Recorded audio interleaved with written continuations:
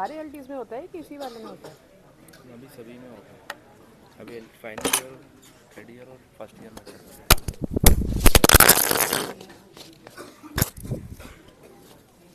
इसके बिना भी हो जाए? क्या है ये रिकॉर्डर है, यही रिकॉर्डर। ये कहाँ लगाने? कॉलर। अच्छा,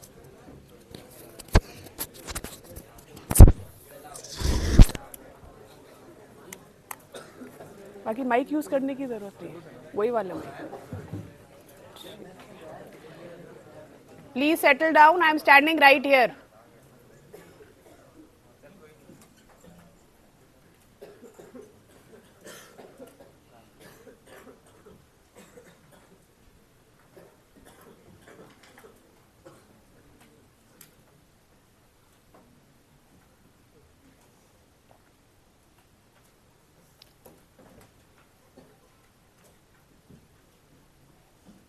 खड़े हो जाओ। क्या नाम है आपका? You not well?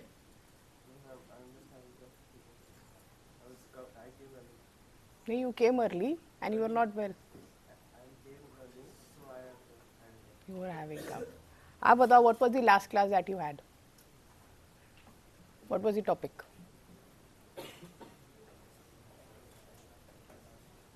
थे लास्ट क्लास में? What was the topic?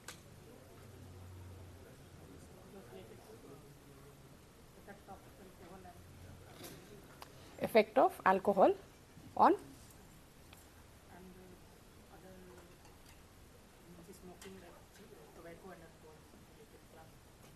sit down.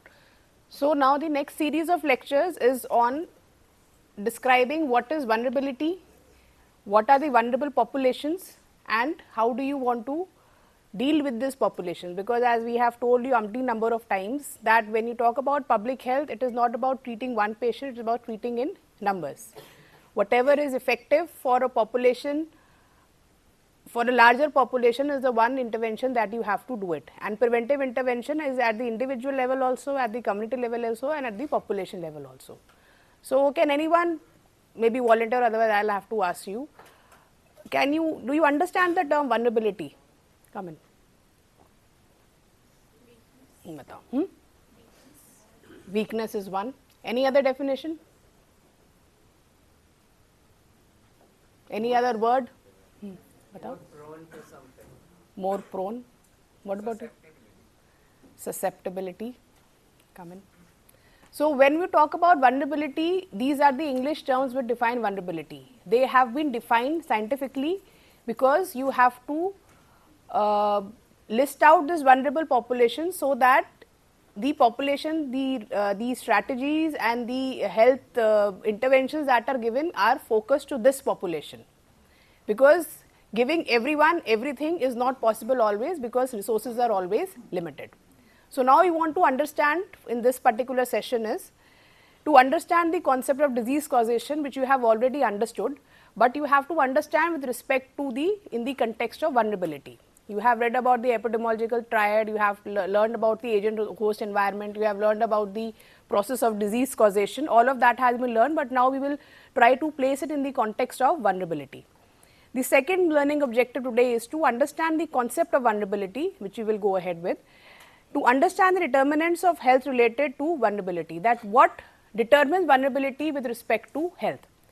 Vulnerability can be with respect to economics, vulnerability can be with respect to finances, it can be with respect to environment, but how do you define vulnerability when you are dealing with health? To understand the concept of equity and equality, because then only the vulnerable population, once it has been defined, you have to understand these concepts of equity and equality, and to understand how vulnerability affects health outcomes. So this is the epidemiological triad that each one of you has read, that is, you have an agent, you have an host, and you have an environment. But not all disease causation is as simplistic as an agent, host, and an environment. The presence of an agent is always required, presence of an host is always required, but the presence of all three, something has to lead to an interaction between these two to ultimately cause the disease. Just the mere presence of an agent, a host, and a conducive environment is not going to cause the disease. और कोई है बाहर? Okay, just the presence of this is not going to cause the disease. So, this was a very simplistic model that was there to describe disease causation. The second model that is used and that explain the concept of vulnerability is the Rothman's model of causal pies. Now, here it says that three models are there, that is the causal pie model. 1, 2 and 3 are the disease outcomes and A, B and C are the causes. Okay, A, B, C, D, E, and all of three for the causing first disease 1, A, B and C all have to be present to cause a disease. For to cause disease 2, A, E and D has to be present, and to cause disease 3, B, E and C have to be present. So, this particular disease causation model emphasizes that for any particular disease to occur, it is not only agent, host, environment. It has broken down the disease causation into further causal pies. These pies, the pies is one section that is there. These pies that you see, they can be smaller or they can be larger, but A, E and D all three have to be present to complete this particular pie and for that disease 2 to occur. That is what the Rothman's model of vulnerability says. Okay. So, apart from the agent, host, environment concept that we have read, these Rothman's causal pies says that the sufficient cause have to be present to cause this particular, every sufficient cause consists of different component causes and all these causes have to be present to lead to a particular disease. Now, we will see this in the in the context of vulnerability, that how this particular model becomes relevant. One of the major determinant of health is the socioeconomic position or the socioeconomic status, and you will see that you can see it with your when you in general in the world, in India and across, you see that people who are poorer have poor health outcomes. Now, there has to be some scientific data with related to this, that is it just poverty which is causing these people to have poor health outcomes, or is it that because they have poor health outcomes they are more likely to be poor. The entire epidemiology, the entire medical science is based on causation and effect. Our entire emphasis, our entire journey for medical science is to find a cause of any particular disease, but causality is, please close the door now, but causality is not something which is easily established. You can say that Mycobacterium tuberculosis causes tuberculosis disease. You can easily say that coronavirus causes COVID. You can say that HIV causes AIDS, but this causation has been established by a lot of research. It was not always present, and it is said that when you talk about it is a very common example that we give for causality and for public health is when we talk about the example of Jon Snow. It was established that there is something in the water which was causing viral viral deaths in children, but at that time it was not even known that microorganisms are the cause for causing viral diseases, like for bacterial diseases such as cholera. So, this cause and effect, Jon Snow is known as the father of epidemiology. He studied in detail about these cause and effect without even knowing that this cholera bacteria is causing the particular disease in these children. So, the entire epidemiology, the entire medical science is ultimately is dealt upon, is based upon what is the cause. So, when you find the cause, you can remove it and then you can cure the disease, or you have an intervention जो आप treatment देते हो, and that treatment has to be the cause to treat that particular disease. That also you have to establish. You have to establish that this particular agent is causing this particular disease, and you have to establish that this particular drug is curing this particular disease. So, that establishment is what that is entire epidemiology is based upon, and that is on what the entire health research or health is based upon. Okay. And in this, when we say that people who are poor have poor health outcomes, and when we say that whether people who are more likely to have are poor because they have poor health outcomes are two different things. Okay, it is a cause effect relationship, but it can be reversed. But which is the one which you have to which is the true. So, there are a lot of research with regards to this, but it has been found that there are, multiple levels, there are multiple dimensions to this particular question that is there. They are biological dimensions, they are dimensions of, the material resources that people have, and they are dimensions of larger dimensions such as policy that the government is following with respect to whether poorer people are more likely to have poorer health outcomes. So, the tackling socioeconomic inequalities in health is based on the understanding of how an individual's socioeconomic position influences risk of disease and the consequence of the disease. So, a person from a poor background is probably more likely to suffer from tuberculosis, that is, his risk for tuberculosis might increase. But whether or not he is going to die of tuberculosis, that is a consequence of that particular disease. Whether that disease is going to be treated or whether that person is going to die, or he might end up with some kind of disability because of tuberculosis disease, that is the consequence of that particular disease. And these are not mutually exclusive. Some causes of disease that are unevenly distributed across socioeconomic groups is differential exposure.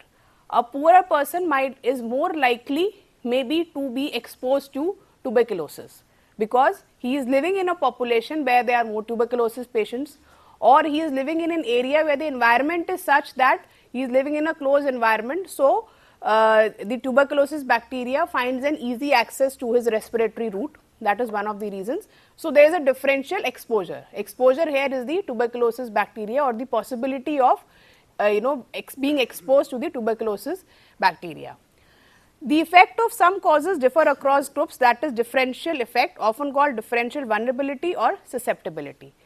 Differential effect is, if you have two people, you have a rich person and you have a poor person, you expose both of them to tuberculosis bacteria, it might be more likely that a poor person might have a different susceptibility or vulnerability to develop tuberculosis as compared to a rich person. You have two people, both have been exposed to stresses of life, but you might see that a person who is hypertensive in the lower socioeconomic group, he is more likely to develop a stroke, or he is more likely to die from complications of hypertension. So, why is that? And how that has been established, and whether this is true or not.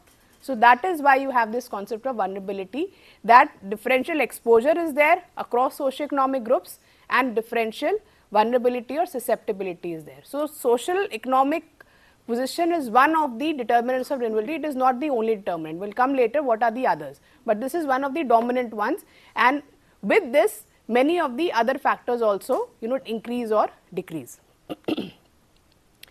So, it was found in a Danish cohort study, found evidence of such a differential effect. So, when we found the rate difference, you will read about rate, you will read about risk, you will read about something else, but if you think about in percentages or in some simple in terms of proportion, it is said that there are two populations of shorter education people and of longer educated people. And it was found that whether giving them 28 drinks or giving them 0 to 14 drinks was there in both of these populations. So, there are two populations, that is shorter educated one and the longer educated one. Within those two populations, again there are two groups, ones who are having more than 14 drinks, one who are having more than 28 drinks, one who are having more than 14 drinks, and one who are having more than 28 drinks. This is a example of a cohort study which you will read in detail in epidemiology, but this is how you establish, that is one of the ways to establish causality, and cohort study is one of the most accepted forms of establishing causality. So, here the exposure is the alcohol. Now, what it was found that even though the exposure is the same, that is 0 to 14 and 28, it was found that in the population where it was longer educated, the number of cases having alcohol related disease was 577 per lakh person years. Person years is another denominator. अगर आप इसको person में भी if you want to interpret as that is what you can see. But if the same amount of alcohol was given to a person who is smaller educated, the number of alcohol related outcomes was about 866 difference. So, there was a difference of about 289. So, why is that? Is education causing a differential effect on alcohol? Even the amount is the same, but they are still consuming the alcohol. Quality of alcohol. Achha, you were saying that the quality of alcohol might be different in the people. Somebody might be consuming a country made liquor, but alcohol related stuff. हाँ बताओ. The time of consumption can also be different in education. Like they educated So he might be more likely to have an alcohol-related disease. Suppose a mortality is one of the alcohol-related disease that you are talking about, that might have occurred. So in a higher educated person, this is different. What are your thoughts? Might be some other factors that predispose those with shorter education to have alcohol-related disease. That is what that was studied. When you do these studies, the factors specifically that you have listed, that whether the kind of alcohol, whether it was the duration of alcohol, whether it was the amount that has been discussed, whether it was the age of initiation of alcohol, and what is the other factors that are there, and these are known as, please stop talking, and these are known as the confounders when we want to study only the relationship between alcohol and alcohol related disease, and the strata are two. So there are various ways which you nullify the effect of these things that you are talking about. Okay, if you want to nullify the effect of the quality of alcohol, and you want to see that irrespective of the quality of alcohol, whether the alcohol related mortality disease was same or not in these two populations, that can be done. Although there are obviously limitations of these kind of assumptions, because cohort study, it is only observational. You can't ask lower economic people to take in a low quality alcohol, because we want to study that whether low quality alcohol causes more disease in you. Okay. So these cohort studies are largely observational studies. You do not change anything that is generally happening. The only thing is that you observe, and you observe for a longer period of time, and then you observe these, you make a list, or you capture all this information, the quality, the amount, the age of initiation, the kind of health system that they have, all of these are part of the other variables that you capture. So these questions obviously were there, and some of the answers that you have given are probably the reasons why these alcohol related mortalities or diseases were more in the lower educational status. So that is why we will come later that how it is related. Vulnerability is the lack of individual autonomy. That is one of the bioethical concept, that anybody who is not able to take decisions for him or herself is more likely to be vulnerable. A child is vulnerable. Maybe a woman is more vulnerable in any setup because of gender disparity. A prisoner inmate is vulnerable. Maybe a person who is an HIV positive person is probably that person is vulnerable. Old age people are vulnerable. So that is one of the ways how vulnerability is described, that is the lack of individual autonomy. Some people become more dependent and vulnerable than the others. So that is one of the broader definitions when you talk about vulnerability, that any population or any subset of people which are not able to take decisions for themselves are classified or labeled as vulnerable. Obviously, our vulnerabilities vary with time, they vary with age, and they vary with context. You might be a vulnerable population in a teacher-student relationship when you are giving your exam, because you don't have the autonomy to decide whether you fail or pass the exam. I might be a vulnerable person when I am sitting in front of my seniors, because they decide whether I get promoted or not. So that is different. But when you talk about generally because of health, a person who does not have the autonomy is considered as vulnerable. And the functional definition of vulnerable, to define vulnerability in public health, it has to have three components, that is exposure to hazard, that is the hazard that is a risk factor, it might be more or less in that particular population. Susceptibility, that is effect of exposure, that person might be more susceptible to that particular exposure that is there because of biological, because of material, and because of other environmental factors. So biological, psychosocial, environmental factors will come. What are these susceptible factors? And thirdly is the capacity or response of coping and adaptability. Every person is exposed to stress. All of you have had an opportunity to maybe undertake smoking. All of you have had the opportunity to maybe have a drink, but not everybody of you is going to become an alcoholic, and not all of you are going to become smokers. When you are in a medical college, everybody of you is exposed to maybe a snuff of marijuana that is there in the population that you serve, or when you go outside to party. But then not everybody of you decides to take in alcohol. So the capacity of response by coping and adaptability, that varies. So the exposure, the susceptibility baseline, and the capacity of response by coping and adaptability, these are the things that are going to decide whether a particular person is vulnerable or not. So to break it down further, this vulnerability can be at the individual level and it can be at the community level and it can be at the system level. Like when we said about that the Indian health system is probably more vulnerable, or you can even say that the US health system is probably more vulnerable to outside because it is largely insurance based. The Indian health system is not insurance based, it is the public or the private provider that is providing the services. So, probably that is less vulnerable. So, even the way of these systems are working, that also determine whether or not these populations are vulnerable or not. So, it has been seen that the correlation between stressor and distress was stronger among lower status groups, that if you are exposing any particular population to maybe a financial stress, the outcome of their financial stress are maybe more likely in any social group as compared to the other group, and this is the component of social epidemiology, because maybe they have the higher socioeconomic group, probably they have better adaptable system, they have better social connections, they have better social cohesion that might be there, which might help them to tide over the stress that you are giving.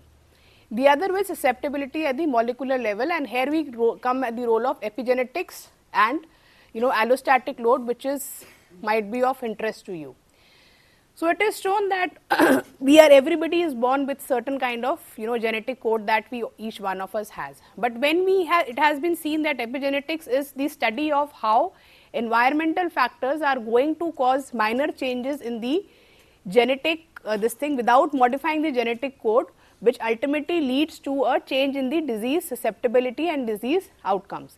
So, it is said that maybe exposure to air pollution, exposure to certain chemicals, exposure to certain stressors in life, exposure to certain maybe continuous, if a person is under financial stress, or continuously if the person is under mental stress, his cortisol levels become so high, his blood pressure becomes so high, his blood viscosity might become so high that ultimately there is more likelihood of him developing hypertension because of these biological mechanisms, ultimately leading to death. And it is these epigenetic changes which are going to determine the influence of the environment on the genetic code and ultimately the outcome of the disease. So, that is what is epigenetics, and that is one of the the most upcoming field of epidemiology that everybody wants to study, that whether changes in the, because when we talk about agent, host and environment, the environment causing changes towards the host, which is making the agent more likely to cause a disease in the host, is something that we are talking about now at the genetic level.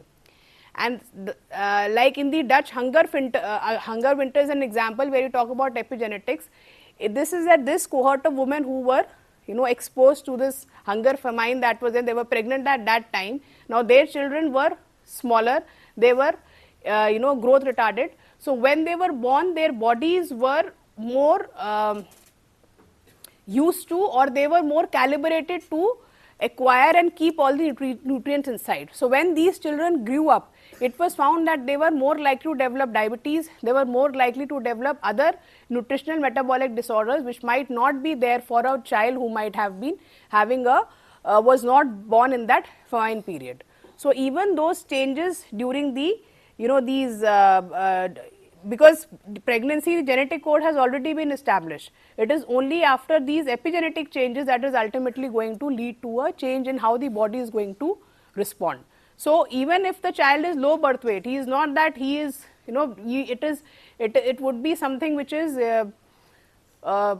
unscientific to think that only the obese people are going to have diabetes, or only the obese people are going to have hypertension, or only the people who have excess of food or excess of something are going to develop the diseases. Now the new theories, that is the Barker hypothesis, that the children who have been deprived in the childhood, because of the deprivation, their bodies become more attuned to acquiring these nutrients. So by the time they reach adulthood, even if they have those nutrients in sufficient quantity, the body accumulates and ultimately that lead to some kind of metabolic disorder. So that is known as Barker hypothesis, you can read it. So that is one of the epigenetic mechanism that is labeled to understand these vulnerability of two particular diseases. And the second is the allostatic load, that continuous allostasis is the ability of the body to adapt.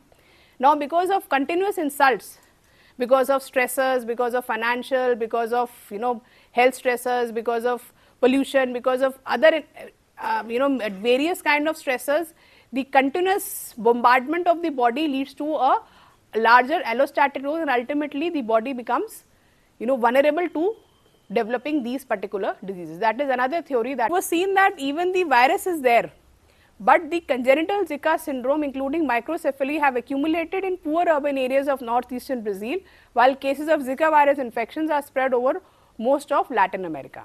And it has also been seen that may be causing death due to dengue virus. Even the biology of the virus might be same, but the mortality from dengue virus might be different from these different socioeconomic groups. So, that has been studied scientifically, and that is why socioeconomic status becomes a very important vulnerability factor. So, when you talk about these vulnerability factor, this is one of the diagrams that is given for determinants of any particular disease, that is intermediate determinants of social determinants of health and structural determinants of social determinants of health inequities. That is, this is in the background, because when you talk about socioeconomic status, it comprises education, it comprises occupation, and it comprises income, that is money. So, in this, it is a very complicated diagram for you to understand, but when we talk about health vulnerabilities, or when we talk about population health, or when we talk about epigenetics, you have to understand that how disease are actually caused. So, you have these material circumstances, that is living, working conditions, food availability. You have behaviors and biological factors, where you have behaviors such as tobacco and alcohol, and you have psychosocial factors such as the various stresses that are there in and out.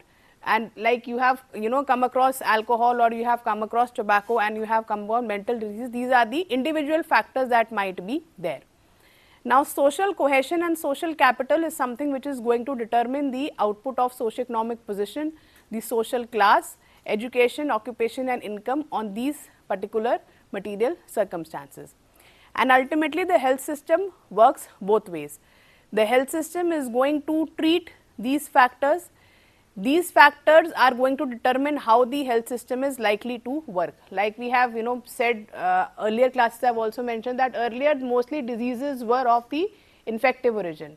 Now the diseases are, we are dealing with a double burden of maybe only the non-communicable diseases. So, the health system now, when I was doing my MBBS, our focus, our education, our curriculum was largely based on reading about TB, reading about ascites, reading about cardiovascular disease was might or might not be that might come as a short case or a long case in a medicine viva.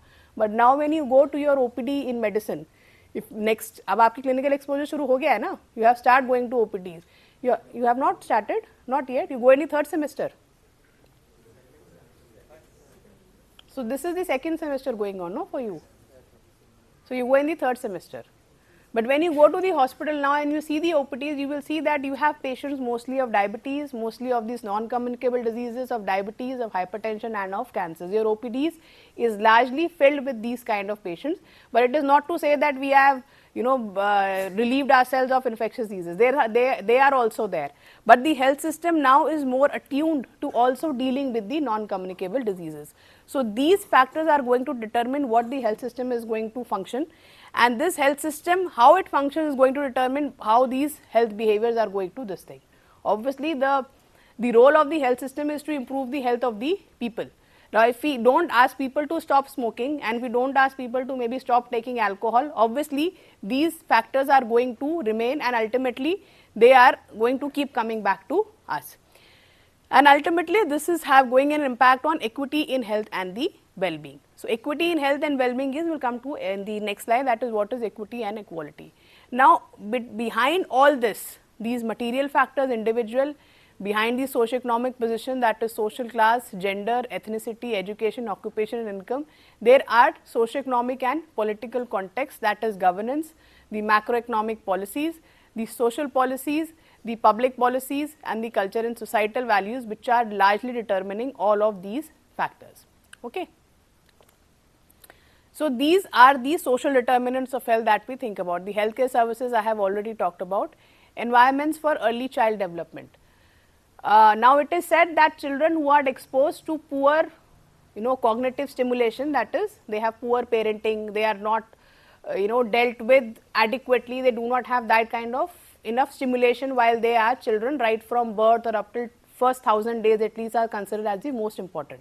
It is said that for a child to develop fully, the first 1000 days are the most critical or the most crucial. So whatever nutrition and whatever other interventions are given in the first 1000 days is going to determine his or her outcome later in life.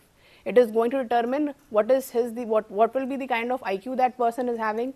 It is going to determine what is the kind of income that person is having, and it is said that focus on these 1000 days is going to ultimately put an end to the poverty. So when we talk about intergenerational transmission of poverty, we say that poor people are obviously poverty. You see that a person does not become rich in one generation from poor to rich.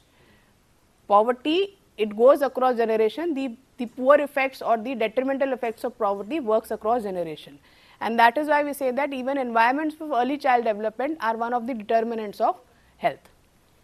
Income, education, employment status, employment condition. I think whatever employment condition in which you are working, you have probably a better employment condition when you become doctors, but your workplace, no occupation is free of any kind of hazard. So when you read in, further on that, where are you going? Are you allowed to go to the washroom while I am standing here? क्या हो रहा है यहाँ पे ये?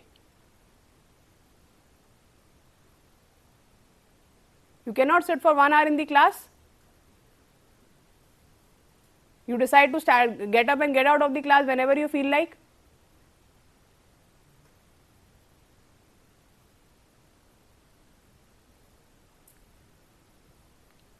So we have employment conditions. Probably you are more likely to have better employment conditions, but maybe a laborer, maybe a person working in a factory, maybe a person who is working in a mining industry, his employment conditions are not that better, and that is going to determine his health outcomes. Gender for male and female, I think that is pretty understandable. When you see, gender is the society role, sex is what you are born with, gender is the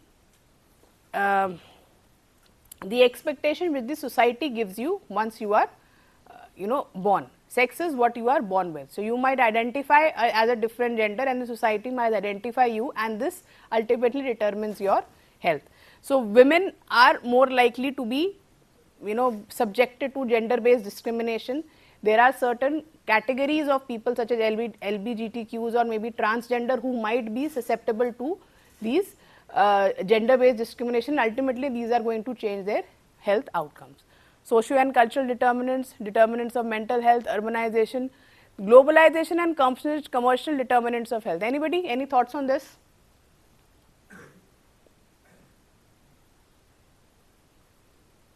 What could be the commercial determinants of health and globalization?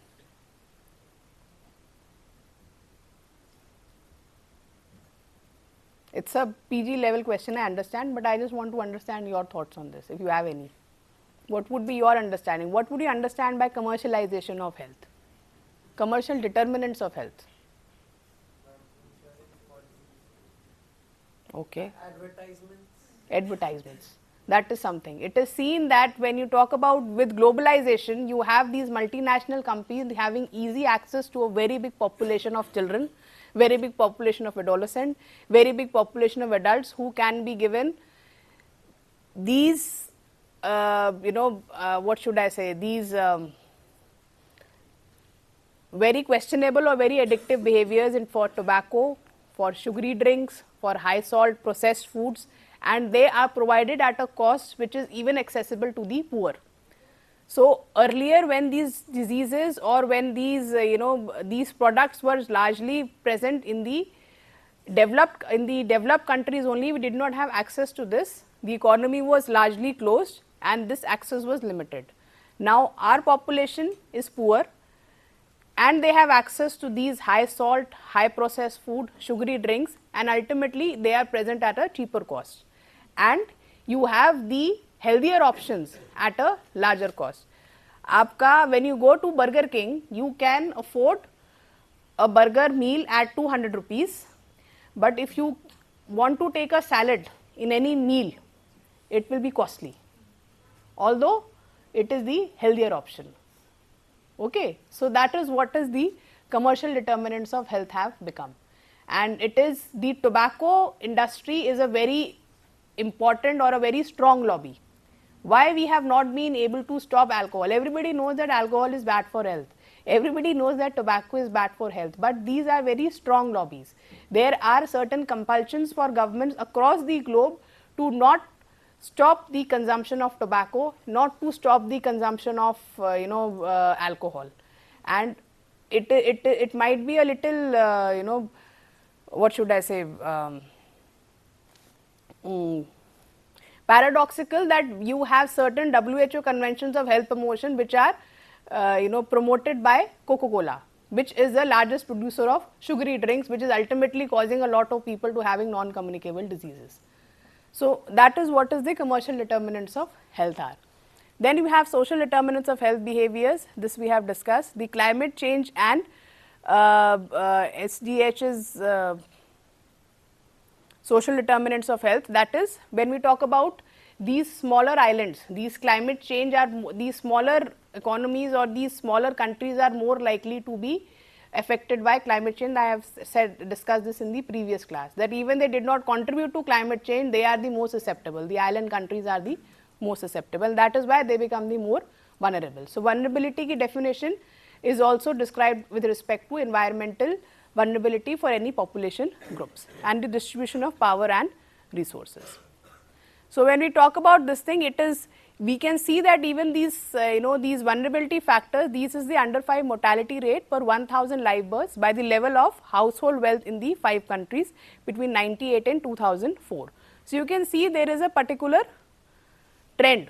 These are the poorest have the higher mortality and the richest have the lowest mortality, and this is even across countries. That Morocco is a probably richer country as compared to Uganda, and the gradation is across countries and the gradation is across the wealth centiles that are there.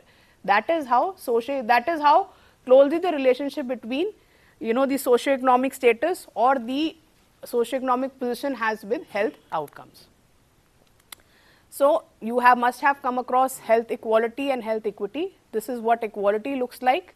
It might not get everybody a chance to experience something, and this is what equity looks like, that according to their individual needs, you provide them with resources so that everybody has equal access or everybody has equal opportunity to see something. Okay, this is what equality and equity looks like.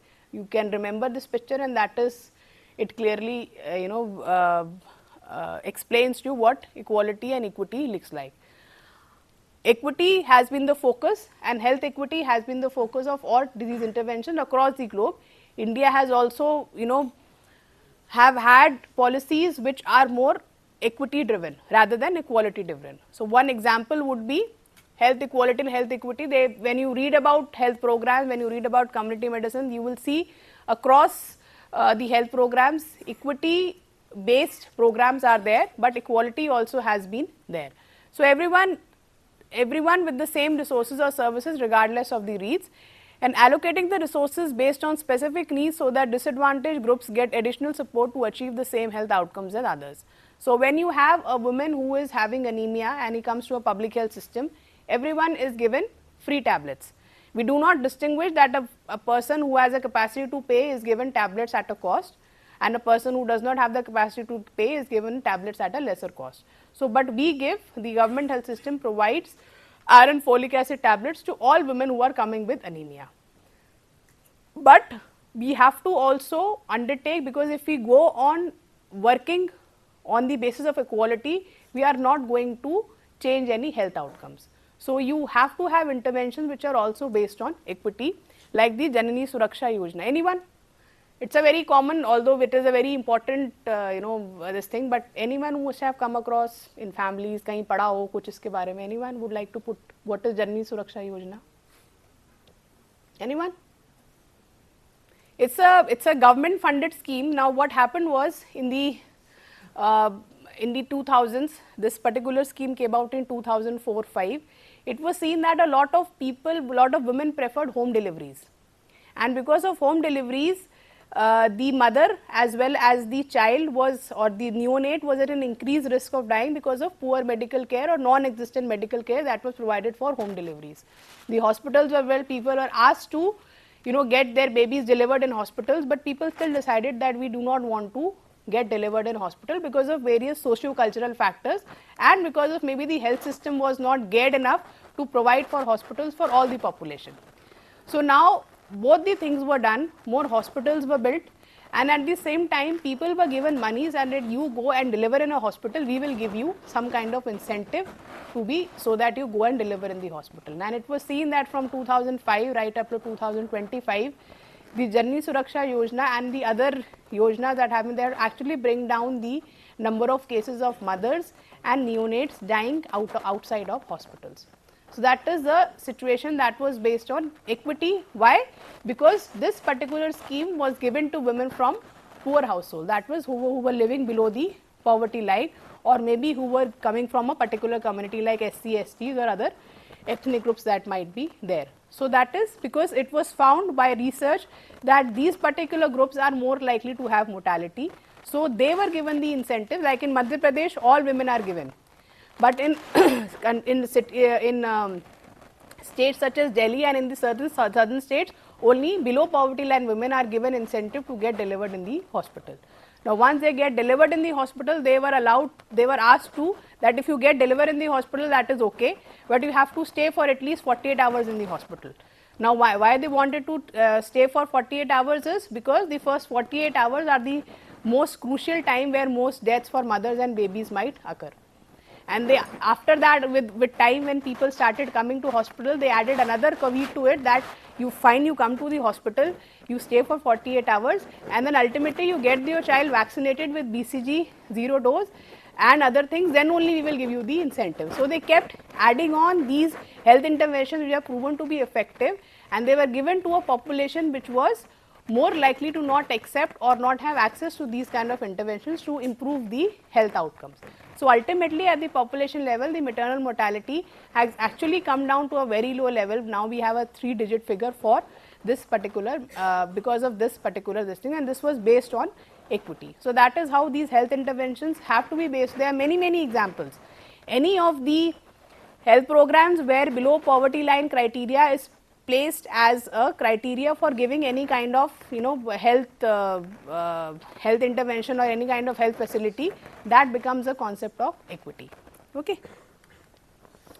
So we also have these Dahlgren-Whitehead model of health determinants, where you have the individual lifestyle, social and community networks, and these, and ultimately the general socio-economic. This is another, this is known as the rainbow model. You might, it's more or less the same. So coming down, what are the vulnerable populations in public health? Socioeconomic disadvantaged groups who are poor, uninsured and unemployed, and we have a scheme which has been taking care of this particular population of poor and uninsured, like the Ayushman Bharat scheme, which is a scheme that is largely based on health equity, trying to change health outcomes. The racial and ethnic minorities, the indigenous population, other marginalized group, the SC, ST, the socially marginalized and the economically marginalized group, or the ethnic minorities. If you go outside of India, the blacks, the indigenous populations, the Latinos, these are all ethnically racialized groups which might be vulnerable. Women and pregnant single mothers, under 5 children, neonates, these are all vulnerable population. So when you read the health programs that are there, you will see that the programs have been devised to take care of these vulnerable populations. The women and the maternal and child and the reproductive child health, you have an entire program of reproductive child health. You do not have a program of male reproduction and health.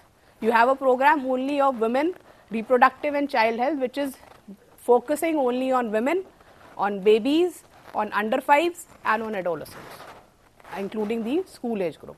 So when you read, so this becomes the most important, because 50% of our population has to be that vulnerable population because of being biologically this thing, and because of gender discrimination, they become the vulnerable. The elderly population, people with disabilities, it has been recognized now as a important vulnerable population, and many health policies and many health interventions are being done for people with disabilities. These population will be dealing in the further class. We have 4 or 5 classes dealing with these population and what are their health needs. People with mental health disorders, migrants, refugees and displaced populations, people with chronic disease and immunocompromised individuals. HIV population becomes a very important vulnerable population. Even when you want to do research in in HIV related or HIV positive or HIV vulnerable this thing, you have to take a special ethical consent for conducting research in these particular population because they are vulnerable by virtue of their disease. LGBTQ communities and people living in rural or remote areas. Our population is largely rural, and that is why accessibility to health, which is an important determinant of health equity, even these people are counted as vulnerable populations. So, how to deal with this vulnerability when we go in the further classes is, one is the high risk strategy of identifying and treating high risk individuals. जो ज़्यादा risk में है उनको आप you have to find them out and you have to work for them. So, children who are low birth weight, they are tagged, they are identified in the population, and then interventions are different for those low birth weight babies. Children, mothers who are high risk of pregnancy, the RCH program is largely based on screening all mothers so that you identify or you filter out the high risk pregnancies and you focus on those high risk pregnancies because those high risk pregnancies are going to change the health outcomes. So, that is what the high risk strategy is, and that has worked across populations. And then we have the population strategy, moving the whole distribution of exposure, that is, you ask everyone to stop smoking.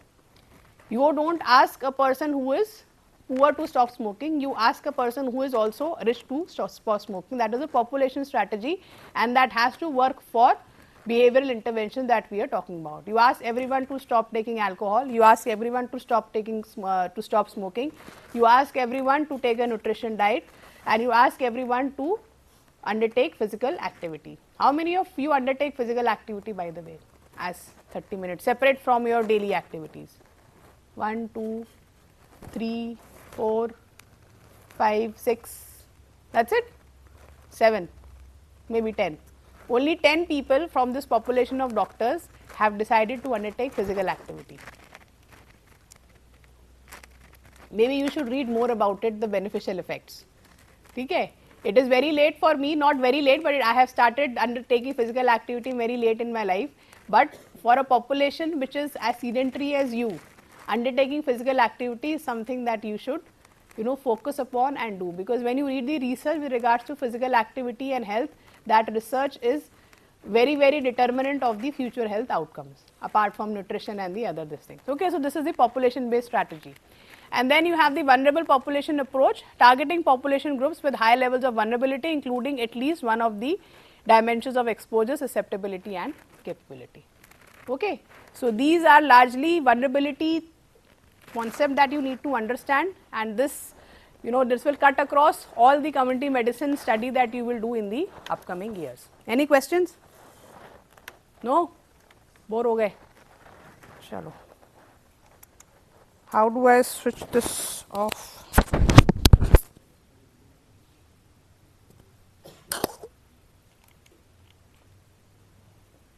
Any questions, anyone?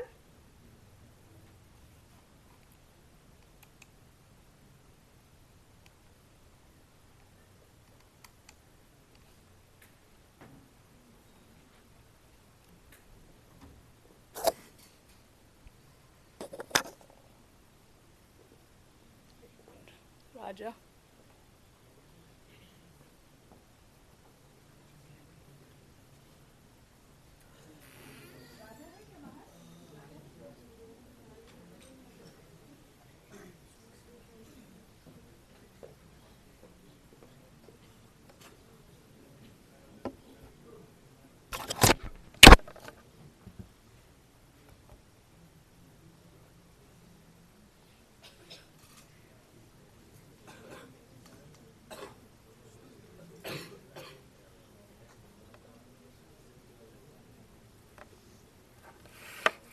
Roll numbers 1 to 10, please stand up. What number? Huh? 3. 1, 5, 8, 6. 11 to 20?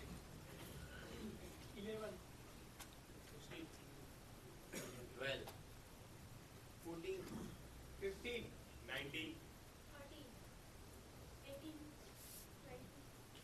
18 and 20. 21 to 30? 21, 29, 22, 25, 28, 23, 21, 27. You are? 31 to 40? 31, 35, 32, 37, 34. You? 38. हाँ बेटा बोलो. हाँ क्या roll number है तुम्हारा? 25 हो गया. हो गया ठीक. 41 to 50? आप बताओ बेटा. 50, 42, 41, 47, 43. 51 to 60? 52, 55, 57, 59. 61 to 70?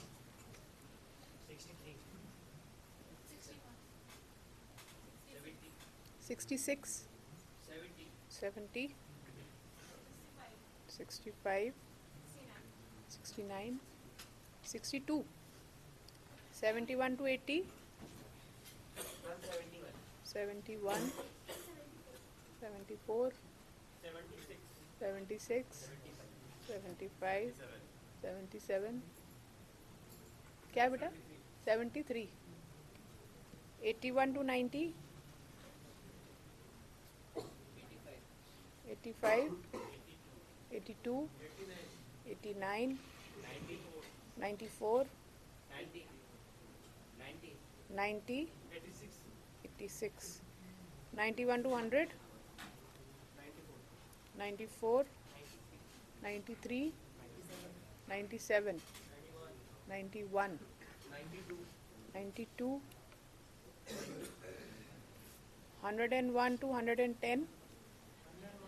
101, 105, 104, 107, 102,